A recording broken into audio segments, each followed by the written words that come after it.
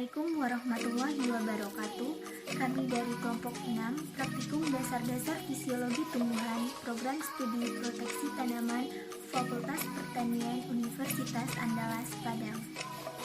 Perkenalkan, nama saya Caca Rahmadani, BP 191025-2011. Perkenalkan, saya Alia Fitri Adena, BP 191025-2009. Perkenalkan, nama saya Elvira Diana, BP 191025-2010. Perkenalkan, nama saya Arni Permatasari, BP 191025-2012. Perkenalkan, nama saya Rara Santika, nomor BP 191025-2013. Perkenalkan, nama saya Ibnu Baili dengan nomor BP 191025-2019. Baiklah, pada video kali ini kami akan mempresentasikan materi tentang respirasi. Materi pertama yaitu pengertian respirasi yang akan dijelaskan oleh Caca. Pada Caca kami silakan. Baiklah, pada kesempatan kali ini saya akan menjelaskan tentang pengertian dari respirasi. Apa itu respirasi? Respirasi merupakan proses oksidasi yang dialami oleh zat atau senyawa berenergi tinggi yang merupakan unit penyimpan dari energi kimia yang berada pada organisme hidup. Zat ini dapat berupa molekul gula dan asam lemak, di mana molekul gula dan asam lemak ini dapat dipecah oleh enzim-enzim dan molekul-molekul sederhana. Respirasi terjadi pada seluruh tingkat organisme hidup, di mana dimulai dari individu hingga ke bagian atau satuan yang lebih kecil. Selanjutnya materi yang kedua yang akan dijelaskan oleh Ibnu. Kepada Ibnu kami persilahkan. Baiklah, pada kesempatan kali ini saya akan membahas tentang pembagian respirasi. Berdasarkan kebutuhan oksigennya, respirasi dibedakan atas dua tipe, yaitu ada respirasi aerob dan respirasi anaerob. Respirasi aerob yaitu suatu proses katabolisme yang berada pada lingkungan aerobik, yaitu maksudnya respirasi tersebut dalam prosesnya sangat membutuhkan oksigen. Sedangkan respirasi anaerob yaitu suatu reaksi respirasi yang terjadi pada sitoplasma yang tidak membutuhkan oksigen serta menghasilkan energi yang lebih sedikit daripada respirasi aerob, yaitu hanya sekitar 2 ATP. Materi selanjutnya yaitu perbedaan antara respirasi aerob dan respirasi anaerob yang akan dijelaskan oleh Arni. Kepada Arni kami persilahkan. Baiklah, saya akan menyampaikan tentang perbedaan respirasi aerob dan respirasi anaerob. Saya membedakannya dalam 5 aspek. Aspek yang pertama yaitu berdasarkan kebutuhannya terhadap oksigen. Dari pengertiannya saja kita dapat mengetahui bahwa respirasi aerob memerlukan oksigen dalam reaksinya, sedangkan respirasi anaerob tidak memerlukan oksigen dalam reaksinya. Yang kedua, berdasarkan tempat terjadi. Respirasi aerob terjadi di mitokondria, sedangkan respirasi anaerob terjadi di sitoplasma. Yang ketiga, berdasarkan proses dan tahapannya. Pada respirasi aerob terjadi dalam 4 proses. Yang pertama yaitu glikolisis, yang kedua yaitu karboksilasi oksidasi, yang ketiga siklus Krebs, dan yang keempat transfer elektron. Sedangkan pada respirasi anaerob hanya terjadi dalam 2 proses, yaitu glikolisis dan fermentasi. Yang keempat yaitu berdasarkan hasil yang didapatkan. Respirasi menghasilkan energi. Energi yang dihasilkan respirasi aerob lebih banyak daripada energi yang dihasilkan oleh respirasi anaerob. Pada respirasi anaerob menghasilkan hanya 2 ATP, sedangkan pada respirasi aerob menghasilkan 36 ATP. Yang terakhir yaitu berdasarkan hasil sampingan. Respirasi tidak hanya menghasilkan energi saja, tetapi juga menghasilkan zat yang lain. Zat yang lain ini yang disebut dengan hasil sampingan. Pada respirasi aerob, merombak substrat menjadi CO2 dan H2O secara sempurna. Hal ini menyebabkan hidrogen melepaskan diri dari substrat dan bereaksi dengan oksigen sehingga menghasilkan air. Sedangkan pada respirasi anaerob, merombak substrat menjadi air tetapi tidak sempurna. Alhasil, hidrogen melepaskan diri dari substrat dan bereaksi dengan senyawa yang lain sehingga menghasilkan jenis asam yang lain. Selanjutnya, faktor-faktor yang mempengaruhi laju respirasi yang akan dijelaskan oleh Alia Fitri Adena. Kepada Alia dipersilahkan. Baiklah, saya akan menjelaskan faktor-faktor yang mempengaruhi laju respirasi. Ada beberapa faktor yang mempengaruhi laju respirasi, yaitu konsentrasi O2 di udara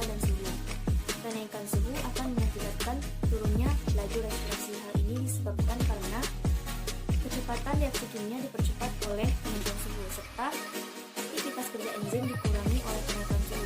Jadi, enzim tidak dapat aktif pada saat temperaturnya naik.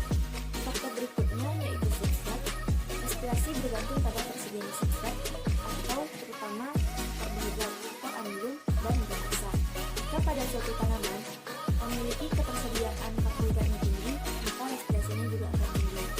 Sedangkan pada tanaman yang memiliki ketersediaan karbohidratnya rendah, maka respirasinya juga akan rendah. Kemudian temperatur. Jika pada saat temperaturnya 0 derajat Celcius, maka respirasinya akan sangat rendah. Sedangkan pada saat temperaturnya 35 derajat Celcius atau 45 derajat Celcius, maka respirasinya juga akan sangat tinggi. Faktor selanjutnya yaitu umur dan tipe jaringan. Pada saat umur jaringan lebih muda, maka akan mengakibatkan laju respirasinya semakin tinggi daripada jaringan yang lebih tua. Selanjutnya tahapan pada respirasi aerob yang akan saya jelaskan sendiri. Tahapan pada respirasi aerob ada 4 tahap, yaitu glikolisis, dekarboksilasi oksidasi, siklus Krebs, dan transfer elektron. Baiklah, yang pertama saya akan menjelaskan yaitu tahap glikolisis. Glikolisis adalah reaksi kimia yang mengubah glukosa menjadi asam pirufat. Glikolisis ini berlangsung di sitoplasma dan tidak memerlukan oksigen. Senyawa yang dihasilkan oleh glikolisis ini adalah 2 ATP, 2 asam pirufat, dan 2 NADH. Selanjutnya tahapan yang kedua yaitu dekarboksilasi oksidasi. Dekarboksilasi oksidasi adalah proses perubahan asam pirufat menjadi senyawa asetil CoA. Tahapan ini berlangsung di membran luar mitokondria. Yang dihasilkan dari tahapan ini adalah 2 asetil CoA, 2 NADH, dan 2 CO2. Yang ketiga yaitu adalah siklus Krebs. Siklus Krebs ini terjadi di matris mitokondria. Substrat dari siklus Krebs ini adalah 2 asetil CoA. Yang dihasilkannya berupa 6 NADH, 2 ATP, 2 FADH, dan 4 CO2. Tahapan yang keempat yaitu transfer elektron. Transfer elektron ini terjadi di kristal mitokondria atau dalam membran mitokondria. Substratnya yaitu NADH sama dengan 3 ATP dan FADH sama dengan 2 ATP, sehingga menghasilkan 34 ATP dan H2O. Materi yang selanjutnya yaitu tahapan pada respirasi anaerob yang akan dijelaskan oleh Ana. Kepada Ana kami persilahkan. Baiklah, sekarang saya akan menjelaskan mengenai tahapan respirasi anaerob. Respirasi anaerob juga dikenal dengan fermentasi. Tahapan respirasi anaerob ada 2. Yang pertama, fermentasi alkohol. Proses ini terjadi pada beberapa organisme seperti jamur, di mana tahap glikolisis sama dengan yang terjadi pada respirasi aerob. Beberapa organisme seperti Saccharomyces cerevisiae melakukan fermentasi alkohol. Organisme ini mengubah glukosa menjadi alkohol melalui proses fermentasi. Setelah terbentuknya asam pirufat yang merupakan hasil akhir dari proses glikolisis, maka asam pirufat tersebut akan mengalami dekarboksilasi dan dikatalis oleh enzim alkohol dehidrogenasi dan terjadi degradasi molekul NADH menjadi NAD+ serta melepaskan energi. Reaksinya yaitu 2CH3COCOOH menghasilkan 2C2H5OH tambah 2CO2 tambah 28 kilokalori. 2 adalah fermentasi asam laktat. Proses fermentasi asam laktat ini dimulai dari lintasan glikolisis yang menghasilkan asam pirufat. Karena tidak tersedianya oksigen, maka asam pirufat tersebut akan mengalami degradasi molekul dan dikatalis oleh enzim asam laktat dehidrogenase dan direduksi oleh NADH untuk menghasilkan energi dan asam laktat. Baiklah, materi yang terakhir yaitu titrasi yang akan dijelaskan oleh Ibnu. Kepada Ibnu dipersilahkan.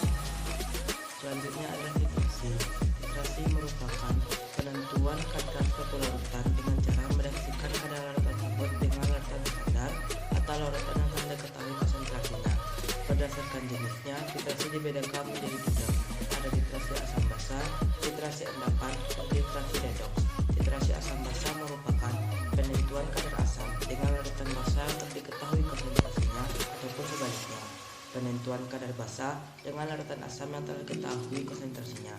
Yang kedua ada titrasi endapan. Titrasi endapan merupakan titrasi yang hasilnya berupa endapan atau garam yang sukar larut. Dan yang terakhir yaitu titrasi redoks, yaitu penentuan kadar oksidator dan reduktor berdasarkan reaksi oksidasi reduksi antara analit dengan titernya, di mana oksidator akan tereduksi dan reduktor akan teroksidasi. Baiklah, hanya itu yang dapat disampaikan oleh kelompok 6 pada materi respirasi kali ini. Jika ada kritik, saran, dan komentar silahkan tulis di bawah ini. Saya sudahi dengan mengucapkan Assalamualaikum warahmatullahi wabarakatuh.